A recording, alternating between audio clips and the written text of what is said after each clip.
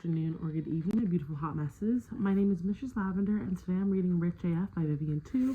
I'm on page 261. I'm starting at first off. But before we begin, make sure to like, comment, and subscribe, and turn your post notifications on. Let's begin. First off, everyone has an estate, not just rich people.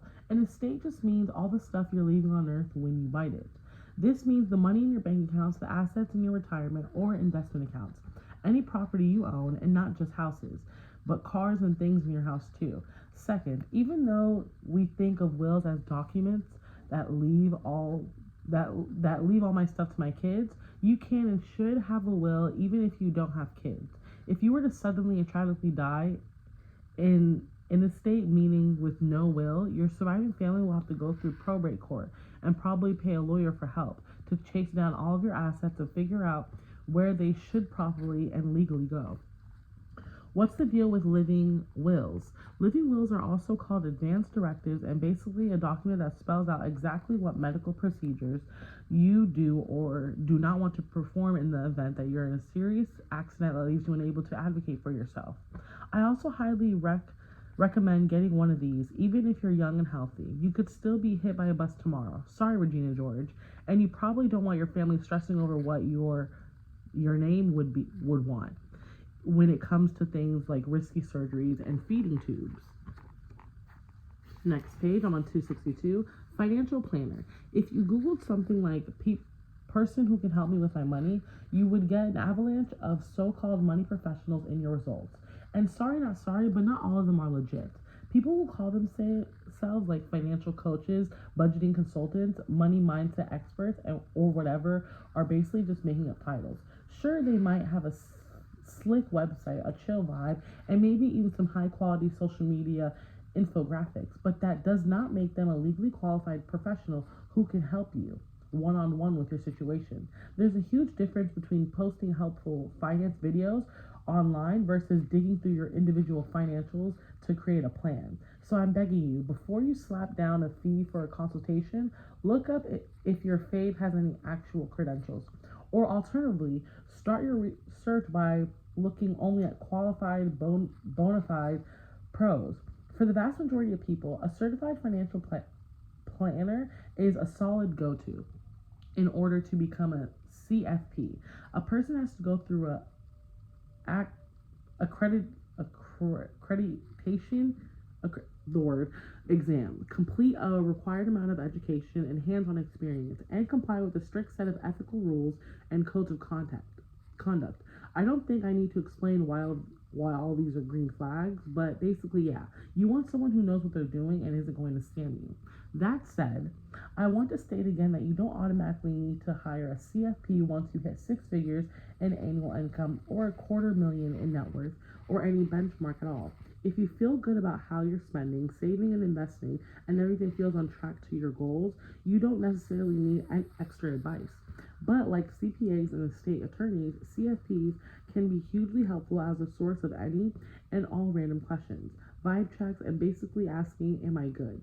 Like I said earlier, as much as I'd like to cover every financial or every individual possible financial scenario in this book, I do not have the pages. And although I love being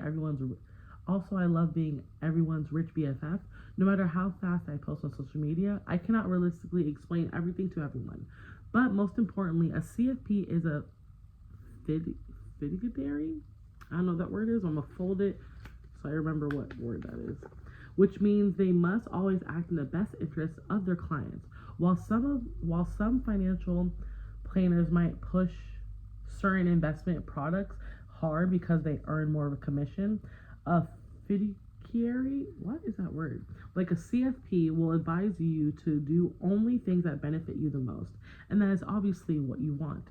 FU number. So you're rocking those credit cards, you're paying down your debt, you're paying taxes like a champ, and you've got a killer team at your back for all the tricky stuff. Now, how much money do you need to have to kick over your desk? Quit your job and tell your boss FU. The answer is your FU number.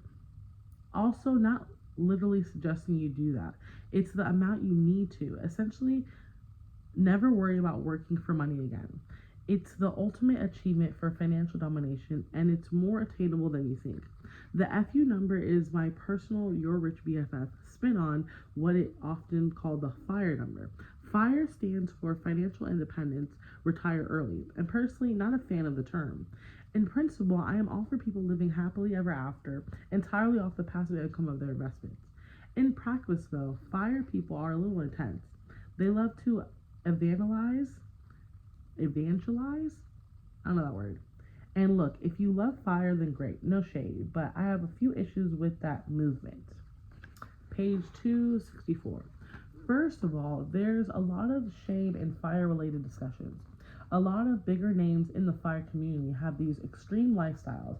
For some people, it's straight up going off the grid. I hunt my own food, I live in my log cabin, I have compositing toilets. And that's great for you, but I don't think I have to explain why that's not for everyone.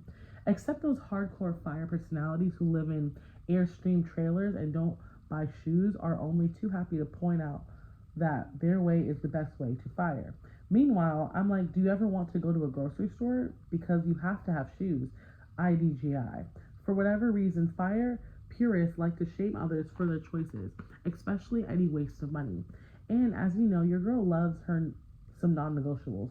So I find that attitude to be incredibly unhealthy, because seriously, just live your life how you want to live it and don't judge other people for living differently. If you're not buying shoes, hey, live your life. I couldn't make it work, but you do you, boo.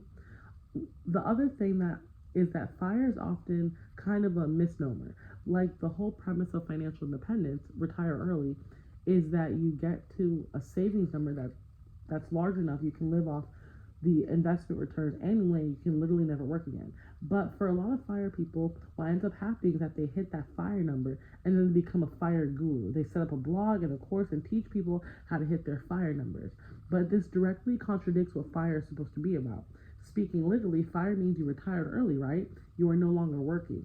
You are not making income through labor because you're living off your investment income. So if you quit your job as an accountant because you hit your financial independence, but then you start teaching how to FIRE course, I don't know. But that doesn't sound like retirement to me. That just sounds like you found a new job that you like better. On page 265, to be clear, there ain't nothing wrong with teaching people finance. I say this as someone who literally quit my day job to teach finance for a living. But call a spade a spade. If you're fired but actively taking dollars from people in exchange for sharing FIRE wisdom, you're still making money by working.